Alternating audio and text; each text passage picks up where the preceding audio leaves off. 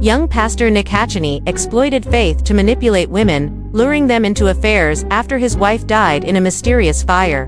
Dawn and Nick Hacheney got married in 1990 and had a close relationship due to their shared devotion to religion. Nick served as a young pastor at a small church in Bainbridge Island, Washington. 3 pastors led the church, including Nick, and they organized special counseling sessions for parishioners, praying to God to drive away the evil spirits hindering them. The pastors would ask whether they had committed adultery, drunk too much alcohol, or even attended baseball games. Any behavior deemed inappropriate was recorded in a book, leaving the congregation in a constant state of fear.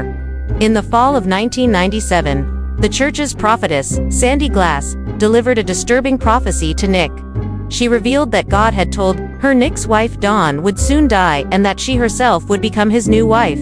Nick replied, "I know." Around the same time, Dawn confided in a friend about her troubled marriage, saying Nick often spent time with others, making her feel lonely.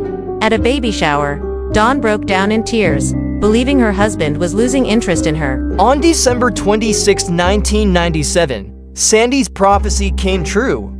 Dawn, 28, died in a fire that destroyed part of the couple's home in Bremerton. She was found on the bed, so severely burned that she was unrecognizable. Police discovered propane canisters, an electric heater, and burned Christmas wrapping paper scattered throughout the bedroom. Nick told police that he had turned on the space heater before leaving the house that morning to go hunting and believed that the nearby wrapping paper may have caught fire while he was away.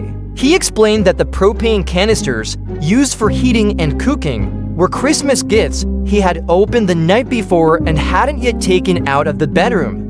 Nick also said that Dawn had been suffering from a cold and was taking Benadryl, which could have made her sleep too deeply to escape the fire. The autopsy report stated that Dawn had pulmonary edema or pleural effusion, which could be caused by suffocation or other factors. The forensic pathologist concluded that Dawn had died of asphyxiation when her larynx reflexively closed due to the sudden, intense fire.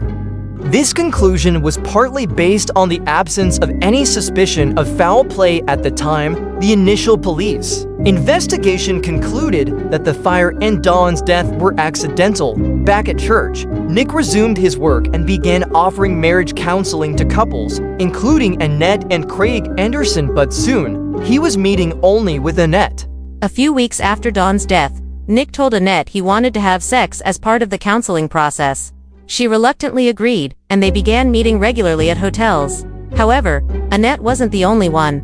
Nick had sexual relationships with several other women in the church, often beginning by appealing to their sympathy for a grieving widower, including Dawn's own mother. These women believed they were helping a broken man find his way back.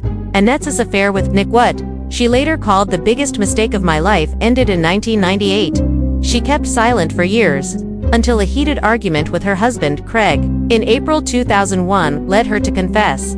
Craig, furious, reported everything to a church leader in a meeting that included Sandy. After the meeting, Sandy hired a lawyer and went to the police to reveal the hidden story.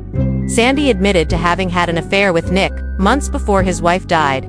She also revealed that they had talked extensively about ending their respective spouses' lives. Sandy separated from her husband in 1997. According to court documents, Nick had also promised to marry her. Sandy told authorities that after the December 26, 1997 fire, Nick called her and said, "It's done." He claimed he had overdosed Dawn on Benadryl, suffocated her with a plastic bag, and then set the fire. Dawn's 1997 autopsy report revealed no soot in her trachea or lungs.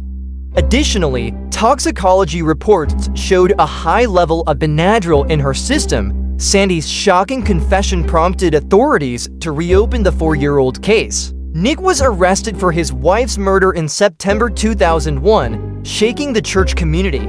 Investigators uncovered a web of sexual relationships Nick had with 5 women from the church.